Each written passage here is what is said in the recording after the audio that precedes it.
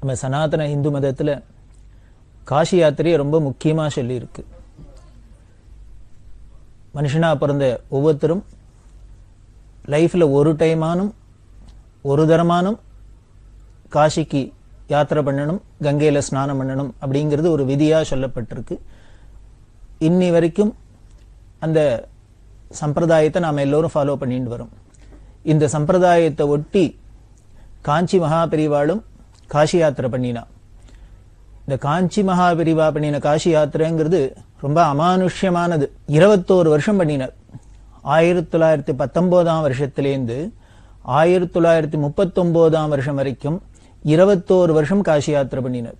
21 வருஷம் ஒருத்தர் காசி யாத்திரை பண்ணினா அப்படிங்கிறது அநேகமா ரெக்கார்ட்ல ஹிஸ்டரியில பெரியவா ஒருத்தராதான் இருக்கணும். எதுக்காக ஏன் அவ்வளவு நாள் ஆச்சு அப்படின்னா, இந்த காசி யாத்திரைங்கிற வியாஜியத்தை வச்சுண்டு நமது பாரத தேசத்துல எவ்வளவு புராதனமான கோவில்லாம் இருக்கு, புண்ணிய நதிகள் இருக்கு, தீர்த்தங்கள் இருக்கு, அதெல்லாம் ஸ்நானம் பண்ணிண்டு அந்த க்ஷேத்திரம்லாம் தரிசனம் பண்ணிண்டு அங்கங்க எத்தனை கோடிக்கணக்கான ஜனங்கள் அத்தனை பேருக்கும் தரிசனம் கொடுத்துண்டு அவளுக்கெல்லாம் அனுகிரகம் பண்ணிட்டு இவர் காசி யாத்திரை பண்ணினதுனால 21 வருஷம் ஆச்சு. பெரியவாள்கிட்ட இன்னொரு விசேஷம் என்ன அப்படின்னா, அந்த வேத சாஸ்திர தர்ம நெறிய காப்பாத்துறதுக்கே அவர் அவதாரம் பண்ணியிருந்ததுனால அவர் எந்த ஒரு காரியம் பண்ணினாலும் அதை சாஸ்திர பிரமாணத்தோடு தான் பண்ணுவார். சுவாமி கீதையிலேயே அதான் சொல்றார், சாஸ்திர பிரமாணத்தை வச்சுக்கோ அப்படின்னு. தஸ்மாத் சாஸ்திரம் பிரமாணம் தே காரிய விவஸ்திதோ அப்படின்னு சொல்லப்படுறது. ஏன் இப்படி சாஸ்திரத்தை பிரமாணமா வச்சுக்கணும் அப்படின்னா, நம்ம மனுஷாலா இருக்கிற எல்லோருக்கும் ராகத்வேஷம் இருக்கு, விருப்பு வெறுப்பு இருக்கு, பிடிச்சது பிடிக்காது அப்படி எல்லாம் இருக்கிறதுனால நம்மளோட அபிப்பிராயப்படி ஒரு காரியம் பண்றது அப்படின்னாக்க நமக்கு பிடிச்சதெல்லாம் பண்ணுவோம், பிடிக்காத பண்ண மாட்டோம். நமக்கு பிடிச்சிருக்கும், அடுத்த வாளுக்கு அது பிடிச்சிருக்கணும், அடுத்த வாளுக்கு ஒரு ஹிதமா இருக்கணும். நாம எப்பொழுதுமே ஒரு சுயநலம்னு ஒண்ணு நமக்கு இருக்கிறதுனால நமக்கு எது நல்லதா இருக்கோ, நமக்கு எது சௌரியமா இருக்குமோ இதைத்தான் பண்ணுவோம், நமக்கு எது பிடிக்குமோ இதைத்தான் பண்றோம். ஆனா அப்படி மட்டும் இருந்தா போறாது. ஒரு சமுதாயத்துல பல பேர் சேர்ந்து இருக்கிறதே நாம பண்ற காரியத்தினால அடுத்த வாளுக்கும் ஒரு இடைஞ்சல் இருக்கக்கூடாது, அடுத்த வாளுக்கும் மேல அசௌரியம் இருக்கக்கூடாது. நமக்கும் சௌரியமா இருக்கணும், லாபமா இருக்கணும், அடுத்த வாளுக்கும் அசௌரியம் இல்லாத இருக்கணும். அப்படி இருக்கிறதுக்காக தான் சாஸ்திரம் நமக்கு ஒரு வழியை சொல்லி கொடுக்கறது. இப்படி இப்படி பண்ணணும், இதை பண்ணக்கூடாது அப்படின்லாம் சொல்றது. அதனால்தான் சாஸ்திரத்தை பிரமாணமா வச்சுக்கிறது அப்படிங்கிறது. அந்த சாஸ்திர பிரமாணப்படி தான் பெரியவா ஒவ்வொரு காரியத்தையும் பண்ணியிருந்தா. அவ சரித்திரத்தில் எடுத்து பார்த்தேன்னா அவளோட ஒவ்வொரு அசவும் எல்லாத்துக்குமே சாஸ்திர பிரமாணத்தோட தான் இருக்கும். அதே மாதிரிதான் இந்த காசி யாத்திரையும் நமது சனாதன தர்மத்துல எப்படி சாஸ்திரம் சொல்லியிருக்கோ அந்த விதிப்படி தான் காசி யாத்திரை பண்ணினா. அந்த பெரியவா பண்ணின அந்த காசி யாத்திரை விதி படி பண்ணினா அப்படின்னு சொன்னோம். அந்த காசி யாத்திரை விதி என்னங்கிறதையும் நாம கொஞ்சம் தெரிஞ்சுக்கணும் இல்லையோ, அதுவும் அவசியமாச்சே. ஏன்னா அவர் மட்டும் பண்ணினா போருமா, அவர் எதுக்காக பண்ணினார்? நாமெல்லாம் அதை திருப்பி ஃபாலோ பண்ணணும் அப்படிங்கிறதுக்காக தானே அவர் பண்ணி காமிச்சார் ஒவ்வொரு காரியங்களையும். அதனால நாமும் அதை எப்படி ஃபாலோ பண்ணணும், காசி யாத்திரை பண்ணினா எப்படி பண்ணணும் அப்படின்னு ஏதோ எக்ஸ்கர்ஷன் போறாப்புல டூர் போறாப்புல போயிட்டு வருது இல்ல. இதெல்லாம் ஒரு புனித யாத்திரை, தீர்த்த யாத்திரை அப்படிங்கிறது என்ன விதியில பண்ணணும், அதுவும் முக்கியமான இந்த கங்கா ஸ்நான காசி யாத்திரையை எப்படி பண்ணணும் அப்படிங்கறத நாம தெரிஞ்சுக்கலாம். யாத்திரை பண்ணணும் அப்படின்னு ஆசைப்படுறவா தம்பதிகளா சேர்ந்துண்டு முதல்ல சங்கல்பம் பண்ணிட்டு விக்னேஸ்வர பூஜையை பண்ணி அனுக்ஞை அப்படின்னு சொல்லக்கூடிய வேத வித்துக்களை கூப்பிட்டு அவளோட உத்தரவு வாங்கிக்கிறது. நமது சனாதன மதத்துல எந்த ஒரு காரியம் பண்ணணும்னாலும், எந்த ஒரு கர்மாவை ஆரம்பிக்கணும்னாலும் அனுக்ஞை அப்படின்னு ஒண்ணு பண்ற வழக்கம். இந்த அனுக்ஞைனா ஒண்ணுமில்ல, வேத வித்துக்கள்கிட்ட உத்தரவு வாங்கிக்கிறது. நான் இந்த காரியத்தை பண்ண போறேன், இதுக்கு உண்டான பலனை உத்தேசிச்சு இந்த காரியத்தை பண்றேன், இது எங்களுக்கு நல்லபடியா காரியம் நடக்கணும், பலன் கிடைக்கணும், அதனால நீங்கள்லாம் எல்லாரும் அதுக்கு உத்தரவு கொடுக்கணும் அப்படின்னு. ஏன் நாம பண்ற காரியத்துக்கு அடுத்தவா உத்தரவு பண்ணணும் அப்படின்னு. இங்கேயும் நமக்கு ஒரு பெரிய உபகாரம் பண்றது சாஸ்திரம். எதுக்கு அடுத்தவாள்கிட்ட உத்தரவு வாங்கணும்? நாம பண்ற காரியத்துக்கு இன்னொருத்தட்ட எதுக்கு உத்தரவு அப்படின்னா, அங்கேயும் நமக்கு ஒரு சாஸ்திரம் உபகாரம் பண்ணி தருது. நான் பண்றேன் என்னால தான் முடியும் அப்படிங்கிற நமக்கு ஒரு அகம்பாவம் தலை தூக்காத இருக்கிறதுக்கு யாரோ ஒருத்தர் உத்தரவு பண்ணி அதுக்காக நம்ம பண்றோம், யாரோ ஈஸ்வரன் ஒருத்தர் இருந்து அதுக்கு பலனை கொடுக்கறார் அப்படிங்கிற அந்த பாவம் வரத்துனால நம்மளோட அந்த அகம்பாவம்ங்கிறது தானே குறையறதுக்கு ஹேதுவா இருக்கு. அதனால்தான் கர்மானுஷ்டானத்தை நமக்கு சித்த சுத்திக்கு அப்படின்னு தானே சாஸ்திரங்கள் சொல்றது. அதனால அந்த கர்மாவே நமக்கு ஒரு சித்த சுத்தியை கொடுக்கறதுக்கு பதிலா அதை அசுத்தமாக்கி கொடுத்தனா அப்புறம் கர்மாவோட பிரயோஜனமே விபரீதமா போயிடும். அது வராத இருக்கிறதுக்கு தான் நீங்க இப்படி எல்லாம் ஒரு ஏற்பாடு நமது சனாதன மதத்துல பண்ணப்பட்டிருக்கு.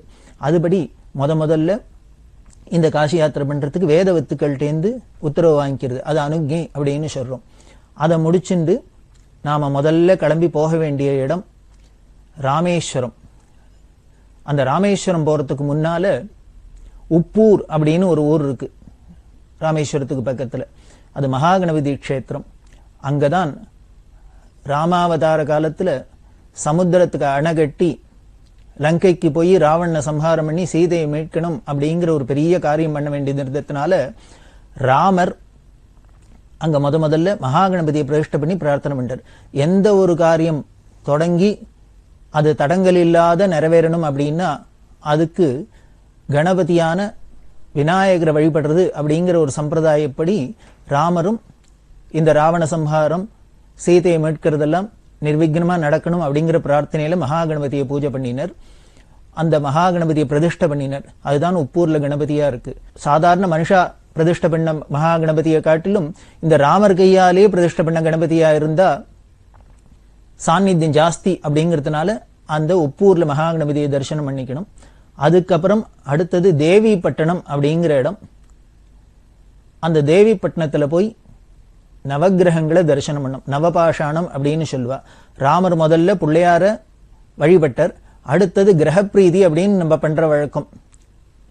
காரணம், நவகிரகங்களுக்கு உட்பட்டு மனுஷனோட வாழ்க்கை இருக்கிறதுனால இந்த நவகிரகங்கள்லாம் நமக்கு அனுகூலமா இருக்கணும், ஒரு காரியம் பண்றதே இல்ல எந்த ஒரு தடங்களும் வராத இருக்கணும் அப்படிங்கிற பிரார்த்தனையில கிரகப்பிரீதி பண்ற வழக்கம். அதே மாதிரிதான் ராமரும் பண்ணினர்.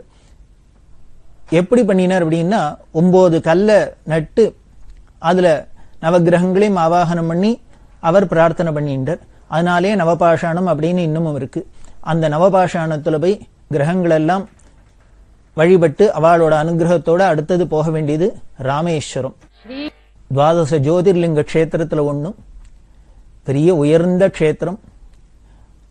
அந்த ராமேஸ்வரத்துல போய் தனுஷ்கோடி அப்படின்னு இருக்கு. அந்த தனுஷ்கோடியில ஸ்நானம் பண்ணி அங்கேருந்து மண்ணை எடுத்துக்கணும், மிருத்திகையை எடுத்துக்கணும். அதை எடுத்துட்டு ராமேஸ்வரத்துல பண்ண வேண்டிய வைதிக காரியங்கள்லாம் இருக்கு. நம்ம சனாதன மதத்துல எந்த தீர்த்த யாத்திரை போனாலும் எந்த ஸ்நான கட்டத்துக்கு போனாலும் அங்க நம்ம ஸ்நானம் பண்ணிட்டு நமது பிதர்களுக்கெல்லாம் மூதாதையர்களுக்கெல்லாம் வழிபாடு படுத்துறது, மூதாதையர்கள்லாம் வழிபடுறது அப்படிங்கிற சம்பிரதாயம் இருக்கிறதுனால அதுபடி பிதிர்காரியங்கள்லாம் பண்ணிட்டு எல்லாம் பண்ணணும். அங்க போனாலே அந்த சம்பிரதாயத்தை அதுக்கு உண்டானதெல்லாம் அழகா பண்ணி வைக்கிறவாள்லாம் பண்ணி வச்சிருவா. அங்க ராமநாத சுவாமி எல்லாம் தரிசனம் பண்ணி இந்த தனுஷ்கோடிக்கு போய் ஸ்நானம் பண்ணி லக்ஷ்மண தீர்த்தம் முதலான தீர்த்தங்கள்லாம் இருக்கு, அதெல்லாம் ஸ்நானம் பண்ணி அங்கேருந்து விதிவத்தா மணல் எடுத்துக்கணும். அந்த மணலை லிங்க ஆகாரமா பிடிச்சி வச்சு அதை எடுத்துன்னு வருவா. அங்க முக்கியமா தரிசனம் பண்ண வேண்டியவர் சேது மாதவர் அப்படிங்கிறவர், அவரையும் தரிசனம் பண்ணிக்கணும். இந்த ராமேஸ்வரத்துல எடுத்துன மணலோட நேர போக வேண்டிய இடம் உத்தரப்பிரதேசத்துல உள்ள திரிவேணி சங்கமமான பிரயாகைன்னு சொல்லக்கூடிய க்ஷேத்திரம். இது அலகாபாத் அப்படின்னு சொல்றா. அந்த பிரயாகையில தான் கங்கை, யமுனை, சரஸ்வதி அப்படிங்கிற 3 நதிகளும் சங்கமமாறுது. பொதுவாவே எந்த தீர்த்தமா இருந்தாலும் அந்த தீர்த்தத்துல ஸ்நானம் பண்றதே, இந்த நதியில ஸ்நானம் பண்றதே புண்ணியம். அந்த நதியே இன்னொரு புண்ணிய நதியோட போய் கலந்ததுன்னா அந்த சங்கமத்துல ஸ்நானம் பண்றது இன்னும் விசேஷம். காரணம், இந்த 2 நதியில தனித்தனியா பண்றதை விட அந்த சங்கமத்துல பண்ணா 2 நதியிலும் ஸ்நானம் பண்ண புண்ணிய பலன் கிடைக்கிறது. அதனால சங்கம ஸ்நானம் விசேஷம். அதே மாதிரி இந்த நதிகள்லாம் சமுத்திரத்துல போய் சங்கமமாக்கிற சமுத்திர சங்கமத்துல ஸ்நானம் பண்ணாலும் ரொம்ப விசேஷம் அப்படின்லாம் சொல்றது. இந்த திரிவேணியில பிரயாகையில 3 நதிகளும் சங்கமிக்கிறது. கங்கை, யமுனை, சரஸ்வதி அப்படிங்கிற 3. இந்த கங்கை யமுனையும் கண்ணுக்கு தெரியும். இந்த சரஸ்வதிங்கிறது அந்தர்வாகினி அப்படின்னு சொல்லப்படுறது. இந்த திரிவேணி சங்கமத்துல கொண்டு போய் இந்த ராமேஸ்வரத்திலேருந்து எடுத்துன்னு வந்த மணலை கொண்டு போய் சேர்த்துட்டு அங்க சங்கம ஸ்நானம்லாம் பண்ணி அங்க வேணிதானம் அப்படிங்கிறது ரொம்ப முக்கியம். வேணிதானம் அப்படின்னா முடியிறக்கிக்கிறது, நம்மளோட முடி காணிக்க கொடுக்கறது. பொதுவா நாம முடி காணிக்க அப்படிங்கிறது திருப்பதி, பழனி அது மாதிரி இடங்கள்ல தான் வச்சுன்னு இருக்கோம். பொதுவாவே எந்த தீர்த்த ஸ்நானத்துக்கு போனாலும் அங்க முடி காணிக்க கொடுக்கறது அப்படிங்கிற ஒரு சம்பிரதாயமும் உண்டு. ஆனா இந்த திரிவேணியில, அலகாபாத்ல, பிரயாகேல எல்லோரும் அவசியம் முடி காணிக்க கொடுக்கணும். இந்த முடி காணிக்க வேணிதானம்ங்கிறது முதல்ல போறதே தான். அதுக்கப்புறம் எத்தனை தரம் போனாலும் இந்த வேணிதானம் பண்ணணுங்கிற அவசியம் இல்லை. அங்க இன்னொரு ஆச்சரியம் என்ன அப்படின்னா, இந்த கணவன் மனைவியா போறா இல்லையா தம்பதிகளை, கங்கா ஸ்நானத்துக்கு காசி யாத்திரை போறா. இந்த பிரயாகையில பொறுத்தே அந்த திரிவேணியில லேடிஸும் முடி காணிக்க கொடுக்கணும். நமது சம்பிரதாயத்துல கல்யாணம் ஆயிடுச்சுன்னா அந்த ஸ்திரீகள்லாம் முடி இறக்கிக்கிறது இல்லை. ஆனால் கணவனோட போனாலும் அந்த திரிவேணியில மட்டும் அந்த வேணிதானம்ங்கிறது ரொம்ப விசேஷமா சொல்லிக்கிறதுனால அங்க முடி காணிக்க கொடுக்கணும். அந்த வேணிதானத்தை தான் கணவனே தலையை வாரி பின்னி விட்டு அந்த அம்மாவுக்கு பூவை வச்சு விட்டு மந்திரவித்தா அந்த முனையை மட்டும் கட் பண்ணி அதுக்கு மந்திரபூர்வமா அந்த வேணியில சங்கமத்துல ஷேப்பா அங்க வேணி மாதவர்னு இருக்கார், அவரை தரிசனம் பண்ணணும். அதாவது 3 இடத்துல மாதவ கஷேத்திரம், ராமேஸ்வரத்துல சேது மாதவர், பிரயாகேல வேணி மாதவர், காசியில பிந்து மாதவர். ராமேஸ்வரத்துல சேது மாதவர் தரிசனம் பண்ணிக்கிறோம். அது மாதிரி இந்த பிரயாகேல இந்த வேணி மாதவரை தரிசனம் பண்ணணும். அங்க போய் பண்ண வேண்டிய காரியங்கள்லாம் முடிச்சுட்டு அதுக்கு அடுத்தது போக வேண்டியது வாரணாசி அப்படின்னு சொல்லக்கூடிய காசி, பனாரஸ். அங்க போய் காசியில ஸ்நானம் பண்ணணும், கங்கா ஸ்நானம். இந்த காசியில கங்கையில ஸ்நானம் பண்றதுக்கு பல கட்டங்கள் விசேஷமா சொல்லியிருக்கு. காட் அப்படின்னு சொல்றா அந்த பல இடங்கள்ல போய் ஸ்நானம் பண்ணணும். ஆனாலும் அத்தனையிலையும் பண்ண முடியலனாலும் 5 இடம் ரொம்ப முக்கியமா சொல்லியிருக்கு. பஞ்சகட்ட ஸ்நானம் அப்படின்னு 5 காட்ல அவசியம் ஸ்நானம் பண்ணணும். அந்த 5 காட்லயும் ஸ்நானம் பண்ணி 5 நாளைக்கு ஒவ்வொரு நாளைக்கு ஸ்நானம் பண்ணி அங்க பிதர்களுக்காக காரியங்கள்லாம் செஞ்சு அந்த பிண்டதானத்தை அந்தந்த கட்டத்துல கரைக்கிறது அப்படிங்கறதெல்லாம் ஒரு சம்பிரதாயம்.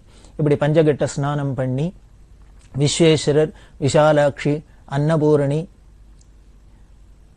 பிந்து மாதவர் இவாள்லாம் தரிசனம் பண்ணிண்டு காலபைரவர் ரொம்ப முக்கியம். இந்த காசி கயிறு அப்படின்னு சொல்றது இந்த காலபைரவர் சன்னதியில தான் கொடுக்கற அந்த பைரவரோட பிரசாதமா தான். அங்க பார்த்தேன்னா ஒரு மயில் தொகையை வச்சுன்னு அந்த வண்டாலாம் வரவாள்லாம் பைரவரை தரிசனம் பண்ணோன்னு தலையில ஒரு தட்டு தட்டுவா. அது எதுக்காக அப்படின்னா, யாரெல்லாம் இந்த காலபைரவர் சன்னதியில இந்த ஒரு அடி வாங்கிக்கிறாளோ அவளுக்கு யமபயம் கிடையாது அப்படின்னு சாஸ்திரம் சொல்றது. அதுக்காக இந்த அடி வாங்கிட்டோம், அந்த பைரவரை தரிசனம் பண்ணினோம் அப்படிங்கிறதுக்கு அடையாளமா தான் கையில இந்த கருப்பு ரட்சை கட்டிக்கிறது, காசி கயிறு கட்டிக்கிறது. அப்படி அந்த காலபைரவரை தரிசனம் பண்ணிட்டு அங்க சோழி சேர்க்கிற இடம் அப்படின்னு அங்க ஒரு அம்பாள் இருக்கா. அந்த அம்பாள் சன்னதியில சோழியை போட்டுட்டு காணிக்கையா கொடுத்துட்டு அதுக்கப்புறம் நம்ம காசியிலேருந்து திரும்பி கயாங்கிற இடத்துக்கு போகணும். கயாங்கிறது பீகார்ல உள்ள பெரிய க்ஷேத்திரம். அங்க மூர்த்தியே விஷ்ணு பாதம் தான். இந்த கயா அப்படிங்கிறது ஒரு அசுரனோட பேர். கயாசுரன் அப்படின்னு ஒரு அசுரன். அவன் தபஸ் பண்ணி பல வரங்களை அடைஞ்சான். பொதுவாகவே அந்த குணம், அசுர குணம், எல்லா வரங்களையும் அடைஞ்சோன்னு அதுக்கு உண்டான அந்த துஷ்டத்தனத்தெல்லாம் காமிச்சுன்னு தான் எல்லாருக்கும் ஹிம்சையா இருந்தது. இவன்டேந்து எப்படி தப்பிக்கிறது அப்படின்னு தெரியல. அவன் என்ன வரம் வாங்கிட்டான்னா, உலகத்திலேயே பவித்திரமான இடமா என்னோட சரீரம் இருக்கணும் அப்படிங்கிற இடம் வரம் வாங்கிட்டான். உலகத்திலேயே பவித்திரமான இடமா என் சரீரம் இருக்கணும் அப்படின்னு வரம் வாங்கிட்டான். எதனால் அப்படி வாங்கிட்டான்னா, பவித்திரமான இடத்தை யாரும் அழிக்க மாட்டா. உலகத்திலே பவித்திரமான இடம் அப்படின்னா அதை யாருமே அழிக்கணும்னு ஆசைப்பட மாட்டா, அழிக்க மாட்டா. அதனால தனக்கு எந்த ஆயுதங்களாலையும் யாராலையும் அழிவு வரக்கூடாது, தன்னோட சரீரம் அழியாத இருக்கணும் அப்படிங்கிறதுக்காக இப்படி ஒரு குய்த்தியா ஒரு மரம் வாங்கிட்டான். வரத்தையும் கொடுத்துட்டார் பகவான். ஆனா அந்த அசுர குணம் சும்மா இல்லை. இப்படி ஒரு வரம் வாங்கிட்டதுனால நம்மளை யாரும் அழிக்க முடியாதுங்கிற தைரியத்தினாலே பல ஹிம்சையை பண்ணியிருந்தான். யாராலையும் அழிக்க முடியாதபடிக்கு ஆயிடுத்து. அப்படி இருக்கிறதே எல்லாரும் போய் தேவதைகள்லாம் பிரம்மாட்ட பிரார்த்தனை பண்ண, பிரம்மா விஷ்ணுட்ட போய் பிரார்த்தனை பண்ண, விஷ்ணு சொன்னார் அவனை வேற ஒன்றும் பண்ண முடியாது, தந்திரத்தினால்தான் அவனை ஜெயிக்கலாம் அப்படின்ட்டு பிரம்மாவுக்கு ஒரு ஐடியா கொடுத்தார். நீ ஒரு பெரிய யாகம் பண்றேன் அப்படின்னு சொல்லி அவன்கிட்ட போய் கேளு, இந்த யாகத்தை உலகத்திலே பவித்திரமான இடத்துல தான் பண்ணணும்னு ஆசைப்பட்டு பண்ண போறேன் அப்படின்னு சொல்லி அவனை படுத்துக்க சொல்லி அவன் சரீரத்து மேல யாகம் பண்ணு அப்படின்னார். இந்த பிரம்மா போய் பிரார்த்தனை பண்ணினோன்னு கயாசுரனுக்கு ரொம்ப சந்தோஷம். அவன் படுத்துனா அவன் மேல யாகம் பண்ண ஆரம்பிச்சார் உட்கார்ந்துட்டு.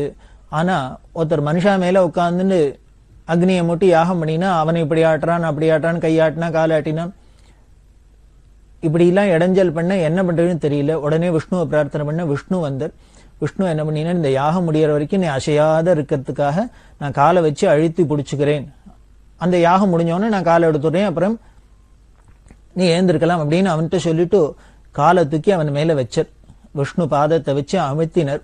அமிழ்த்தினவர் இன்னும் காலை எடுக்கவே இல்லை, அப்படியே அழுத்தின்னு இருக்கார். ஏன்னா அவர் காலை எடுத்துட்டானே இவன் பழையபடி ஹிம்சை பண்ண ஆரம்பிச்சிடும். அதனால அந்த கயாசுரனோட சரீரம் தான் அந்த கயாங்கிற க்ஷேத்திரமே. அதனாலதான் அந்த க்ஷேத்திரத்துல விஷ்ணுபாதம்னு அங்க க்ஷேத்திர மூர்த்தியே, அங்க பெரிய கோவில். அந்த கோவில்ல என்னென்ன வேற ஒன்னும் விக்கிரகம்லாம் கிடையாது, விஷ்ணுவோட பாதம் பெரிய தொட்டி மாதிரி இருக்கும், அதுல பெருசா விஷ்ணுபாதம் இருக்கும். காசிக்கு போனவெல்லாம் அந்த ராமர் பாதம் அப்படின்னு சொல்ற அந்த பாதம் வாங்கிட்டு வர, அந்த விஷ்ணுபாதம் தான் அதை வாங்கிட்டு வருது அங்க பிரசாதமா. அங்க பல்குனி அப்படிங்கிற நதி, அந்த பல்குனி நதியில ஸ்நானம் பண்ணி இந்த விஷ்ணுபாதத்தை தரிசனம் பண்ணி, அந்த விஷ்ணுபாதத்துல இன்னொன்னு என்ன பண்ணும் அப்படின்னா, நமது மூதாதையர்களுக்கு பிதர்களுக்கெல்லாம் பிண்டதானம் பண்ணணும், ரொம்ப அவசியம். ஏன்னா உலகத்திலேயே பவித்திரமான இடம் அப்படின்னு அந்த கயாசுரன்னா வரன் வாங்கிட்டு இருக்கார். நமது மூதாதையர்களுக்கு பிண்டதானம் எங்க பண்ணணும், உலகத்திலேயே பவித்திரமான இடத்துல கொண்டு போடணும். அதனால அந்த விஷ்ணுபாதத்துல பிண்டதானம். அந்த கயால இன்னொரு முக்கியம் என்ன அப்படின்னா, பொதுவாகவே நாம மூதாதையர்களுக்கெல்லாம் சாத்தம் பண்ணி பிண்டதானம் பண்றதே, நமது மூதாதையர்கள் யாரோ அப்பா தாத்தா கொள்ளு தாத்தா, அம்மா பாட்டி கொள்ளு பாட்டி, இது மாதிரி 3 தலைமுறைகளுக்கு தான் பண்றது. ரொம்ப மாலைபக்ஷம் முதலான காலங்கள்ல காருண்ய பிதர்களுக்குன்னு பல பேருக்கும் சேர்த்து பண்றது. ஆனா இந்த கயால போனா மட்டும் எல்லாருக்கும் பிண்டதானம் பண்ணும். நமக்கு தெரிஞ்சு யாரெல்லாம் மரிச்சிருக்காளோ அத்தனை பேருக்கும் பிண்டதானம் பண்ணும். நமது வம்ச மூதாதையர்களுக்கு தான் இல்லை, நமக்கு தெரிஞ்சவா, ஃப்ரெண்ட்ஸு, இன்னும் சொல்ல போனா நம்ம வீட்டுல வளர்த்திருந்த மாடு ஆடு நாய் இது மாதிரி ஜீவராசிகளுக்கெல்லாம் கூட நினைச்சுட்டு அவளுக்கு அங்க பிண்டதானம் பண்ணணும் அப்படின்னு. உலகத்துல மரிக்கிற ஜீவன்கள் அத்தனையும் அந்த கயால இருக்கிறதா, எப்போ யாரு அவளுக்கு பிண்டதானம் பண்றாளோ அப்பதான் அவ சத்கதி அடையதா சாஸ்திரம் சொல்றதுனால அங்க அத்தனை பேருக்கும் பிண்டதானம் பண்ணணும். அதுலயும் அந்த தாயாருக்கு பண்ற பிண்டதானம் ரொம்ப மனசை உருக்குறாப்புல இருக்கும். அந்த மந்திரார்த்தங்கள்லாம் பார்த்தாக்க சொல்லி சொல்லி அன்னைக்கு ஸ்பெஷலா பிண்டம், இதெல்லாம் அந்த கயால விஷ்ணுபாதத்துல.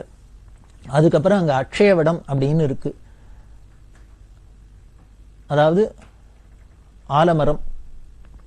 இந்த அக்ஷயவடம் 3 இடத்துல வியாபிச்சிருக்கு. அலகாபாத்ல அதோட வேர் இருக்கு, காசியில் அதோட நடுபாகம் இருக்கு, அதோட மேல் பாகம் இந்த கயால இருக்கு.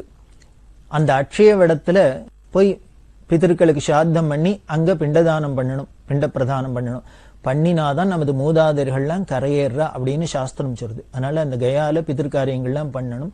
இன்னும் சொல்றது, யாருக்கு போய் பிதற்காரியம் பண்றதுக்கு யோகிதை இருக்கோ அவாதான் கயாக்குள்ளே போலாம் அப்படின்னு சொல்றது. ஒருத்தருக்கு அப்பா அம்மா இருந்தாக்க அவ பிதற்காரியம் பண்ண முடியாது, அதனால அவ கயாக்குள்ள போகக்கூடாது அப்படின்னு சொல்றது. நாம யாருக்கானும் ஒத்தாசை பண்றதுக்கு வேணா போலாம், நாம மட்டும் தனியா போகக்கூடாது. அப்படி முக்கியமான க்ஷேத்திரம் அந்த கயாங்கிறது. அந்த கயால போய் பிதற்காரியங்கள்லாம் முடிச்சுண்டு திரும்பி அலகாபாத்துக்கு அங்க தம்பதி பூஜை பண்ணி அங்க இருந்து கங்கையை எடுத்துக்கணும். கங்கைய அலகாபாத்ல தான் எடுத்துக்கணும். ஏன்னா பிரயாகக்கு அப்புறம் சரஸ்வதி இந்த யமுனையோட சேர்ந்துடுறது. கங்கையை மட்டும் எப்பொழுதும் சுத்த கங்கையா தான் உபயோகப்படுத்தணும். அதை இன்னொரு தண்ணியோட எல்லாம் மிக்ஸ் பண்ணக்கூடாது, வேற தண்ணியும் கங்கையோட மிக்ஸ் பண்ணக்கூடாதுன்னு சாஸ்திரம். அதனால கங்கையை எடுத்துக்கணும். அப்படின்னா சுத்தமா இருக்கிற, எதுலயும் மிக்ஸ் ஆகாத தனியா இருக்கிற அந்த கங்கையை முதல்ல அந்த எடுத்துட்டு நேர திரும்பி வர வேண்டிய இடம் ராமேஸ்வரம். ராமேஸ்வரத்துல ராமநாத சுவாமிக்கு இந்த கங்கையினால அபிஷேகம் பண்ணிட்டு அப்புறம் வீட்டுக்கு கங்கா பூஜை பண்ணி சமாராதனை பண்ணினா காசி யாத்திரை பூர்த்தி, கங்கா ஸ்நான பூர்ண பலன் அப்படின்னு சாஸ்திரம் சொல்றது. ஏன் திருப்பி ராமேஸ்வரம் வரணும் அப்படின்னா, இந்த சாஸ்திரத்தோட அழக பாருங்கோ. இந்த ராமநாதர்கிட்ட சொல்லிட்டு தானே இங்க இருந்தானே ஆரம்பிச்சுன்னு நாம காசி யாத்திரை போனோம். இவ்வளவு தூரத்துக்கு போய் நாம காசி யாத்திரை பண்ணி இப்படி நம்மளோட பாபங்கள்லாம் தொலைஞ்சு பவித்திரமாயி வரோம் அப்படின்னா திரும்பி அவருக்கு நன்றி கடனா அவருக்கு என்ன காணிக்க சொல்ல முடியும், அவருக்கு என்ன காணிக்க கொடுக்க முடியும்? அதனால இந்த கங்கையினாலே அபிஷேகம் பண்ணி, என்ன கங்காதரன் இல்லையா, அவருக்கும் அபிஷேகம் பண்ணிட்டு நாம வீட்டுக்கு வருது அப்படிங்கறது ஒரு சம்பிரதாயத்தை சொல்லியிருக்கு. இதுதான் காசி யாத்திரை விதி. இந்த விதிப்படிதான் பெரிவாளும் பண்ணினா. நமக்கு ஒரு சந்தேகம் வரலாம். நாம காசி யாத்திரை பண்ணி கங்கா ஸ்நானம் பண்ணினா நம்மளோட பாபம்லாம் போறது பவித்திரமாறும் அப்படின்னு சொல்லப்படுறது. பெரியவா எதுக்கு காசி யாத்திரை பண்ணணும், கங்கா ஸ்நானம் பண்ணணும்? அப்ப அவரும் ஏதானும் பாவம் பண்ணியிருந்தாரா? அவரும் பாபத்தை போக்கின்றாரா? அதுக்கு முன்னால் அவர் பவித்திரம் இல்லையா? அப்பதான் பவித்திரம் ஆனாரா? அப்படின்னா ஆச்சரியமா ஒண்ணும் கபீர்தாஸ் சொல்றார்.